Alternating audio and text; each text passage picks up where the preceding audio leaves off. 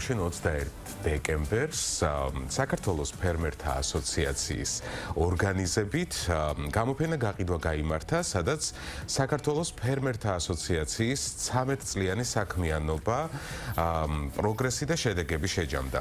ღონისძიება ასევე მიზნად ისახავდა ადგილობრივი ფერმერების ხელშეწყობას, მათი პროდუქციის ცნობადობის გაზრდასა და რეალიზაციის ახალი შესაძლებლობების შექმნას. გამოფენა გაყიდვაში 70-მდე ფერმერი მონაწილეობდა, რამაც მომხმარებლებს საშუალება მისცა უშუალოდ მწარმოებლისგან შეეძინათ მრავალფეროვანი და ხარისხიანი პროდუქცია.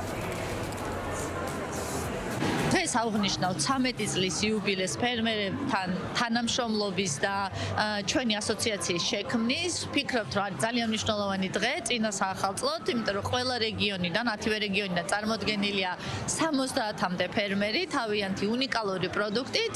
ვცდილობთ, რომ წარმოვაჩინოთ ისინი მოსახლეობას მიეცეს საშუალება დააგემოვნოს ხარისხიანი პროდუქტი და ამავდროულად გაიცნოს ის პატრიოტი ადამიანები, რომლებიც მიუხედავად ბევრი ქარტეხილისა წლები არის ემსახურებიან ამ სფეროს.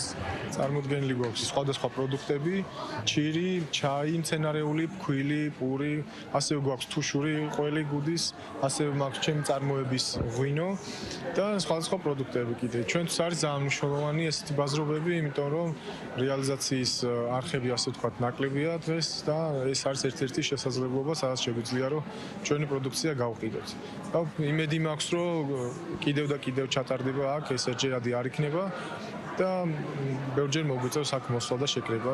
მე მგონი, რომ დღევანდელი დღე ძალიან მნიშვნელოვანი არის ფერმერებისთვის, განსაკუთრებით აი ამ დამწყები, ჩვენნაირ დამწყები ფერმერებისთვის, რომლებიც ეხლა ვიდგავთ ფეხს და გვჭირდება ცნობადობა, მაქვს წარმოდგენილი საინტერესო ღვინოები, საინტერესო სახელწოდებით, ნატურალური ორგანული მიმართულება. დღეს თბილისის აგრობაზარში წარმოდგენილია ქართველი მეწარმეების პროდუქცია. ჩვენთვის მნიშვნელოვანია მსგავს ღონისძიებებში მონაწილეობა. დიდი იმედი გვაქვს მსგავსი ღონისძიებები ხშირად ჩატარდება.